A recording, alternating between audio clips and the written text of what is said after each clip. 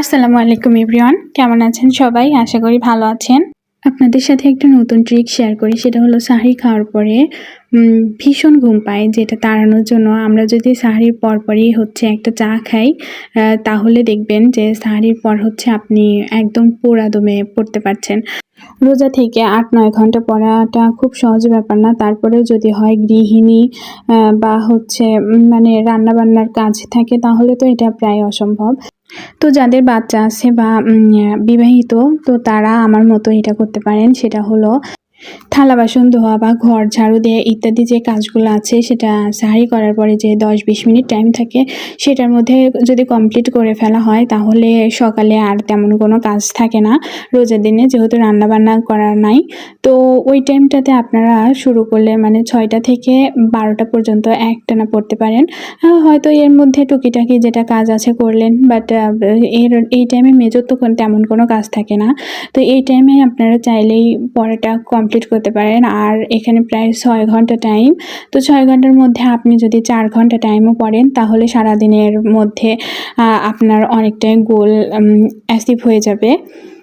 আর তারপরে আমি যেটা করি, সেটা হলো সাহারিতে মানে ৩টা থেকে ৪টা পর্যন্ত ওই টাইমটাতে পড়া মানে ১ ঘন্টা পড়ার চেষ্টা করি। তো আমি দেখছি যে ১ ঘন্টা টাইম আমি পাচ্ছি না, সেজন্য আমি চিন্তা করেছি যে আজকে থেকে আমি ২:৩০টার সময় উঠবো। কারণ তাহাজ্জুদের সালাত, সাথে যে ভাতের চাল ধোয়া বা ইত্যাদি যে কাজগুলো আছে, সেটা আমি আধা ঘন্টার মধ্যে কমপ্লিট করলে আমি ৩টা থেকে ৪টা পর্যন্ত পড়তে পারছি। তাহলে এক্ষেত্রে আমার সকাল ১২টার মধ্যেই আমি প্রায় ৬ ঘন্টা ৭ ঘন্টা পড়া কমপ্লিট করে ফেলতে পারছি। তো সারাদিনে আমি আর পরবর্তীতে দুপুর টাইম বা বিকাল টাইমে আমার না পড়লেও পুষিয়ে যাচ্ছে। তো আপনারাও আমার মতো এভাবে পড়তে পারেন, তাহলে আপনাদের পড়াটা এগিয়ে যাবে। আজকে আমার পড়ার রুটিনে সেভাবে আমি রুটিন সাজাইনি, কারণ আমি আজকে, কালকে আর পরশু ৩ দিন মিলিয়ে সাধারণ জ্ঞান বইটা মানে শুরু থেকে একদম শেষ পর্যন্ত পুরোপুরি সুন্দরভাবে রিভিশন করব। কারণ আমার মোটামুটি শেষ হয়েছে। তো এই ৩ দিন মিলে আমি রিভিশন করব, সাথে কিছু প্রশ্ন ব্যাংক সলভ করব সাধারণ জ্ঞানে। তারপরে আমি ৮ তারিখ থেকে নতুন বই মানে নতুন একটা বই শুরু করব। তো সেজন্য আমি আজকে তেমন করে রুটিন সাজাইনি। তো সাধারণ জ্ঞানে পড়ছিলাম, রিভিশন দিচ্ছিলাম। সকাল থেকে শুরু করেছি মুক্তিযুদ্ধ থেকে। তো এখন প্রায় মুক্তিযুদ্ধটা শেষের দিকে। আমার কাছে আসলে এই টপিকটা বেশি কঠিন লাগে। মুক্তিযুদ্ধটা বেশি কঠিন না, কিন্তু সংবিধান ওটা বেশি কঠিন। তো আমি ভেবেছি যে এই ৩ দিন কভার করার পরেও আমি সংবিধানটা প্রায় প্রত্যেকদিন আধা ঘন্টা ২০ মিনিট করে মানে জাস্ট দেখব। এভাবে আমি ১০-১২ দিন কন্টিনিউ করব। তো সেটাও আমার রুটিনের মধ্যে থাকবে। কিন্তু আপাতত সংবিধান ব্যতীত যা আছে সেগুলো আমি সবকিছু কমপ্লিট করছি। দেখা যাক কতদূর করতে পারি। আর এখন সবকিছু যে মনে রাখার জন্য মুখস্থ করাচ্ছি ওইভাবে না, আমি জাস্ট পড়ে যাচ্ছি। মানে আমার যতটুকু ব্রেনে থাকবে থাক, না থাকলে হয়তো পরবর্তীতে আমি আবার যখন পড়বো তখন আমার থাকবে। সাথে আমি যখন প্রশ্ন ব্যাংক সলভ করব, তখন আমার আইডিয়াটা চলে আসবে যে কোন বিষয়টা ইম্পর্টেন্ট বা কোনগুলা বেশি ইম্পর্টেন্ট। তো এইভাবে শেষ করছি। তারপরে অন্য একটা সাবজেক্ট শুরু করব।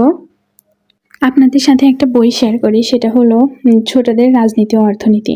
যদিও এটা ছোটদের, তবে আমি এই বয়সে এসে বইটা পড়ছি। তো এক কথায় যদি বলতে যাই, বইটার সত্যি তুলনা হয় না, কারণ আমি মানে এত বেশি ধারণা পেয়েছি যেগুলো আসলে আমার কোনো আইডিয়াই ছিল না।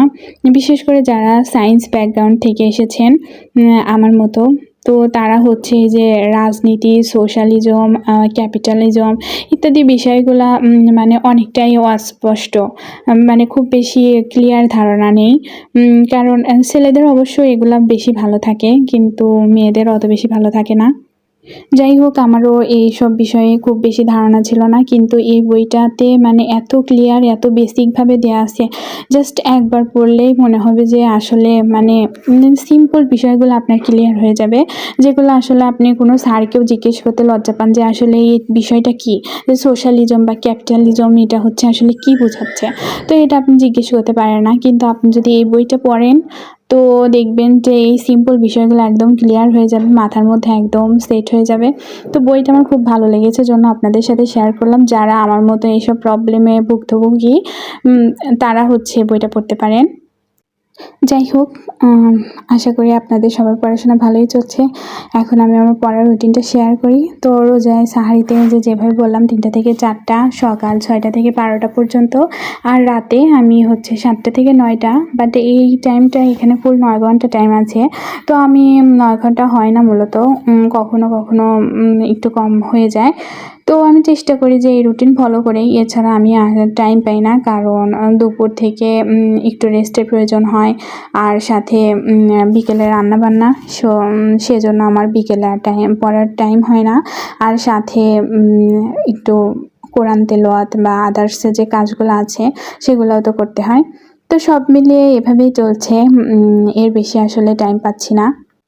সবার আমার ভিডিও কেমন লাগে অবশ্যই কমেন্ট করে জানাবেন, আর যদি কোনো সাজেশন দেওয়ার থাকে তো অবশ্যই আমাকে সাজেশন দিবেন, গাইড করবেন। আল্লাহ হাফেজ, আসসালামু আলাইকুম।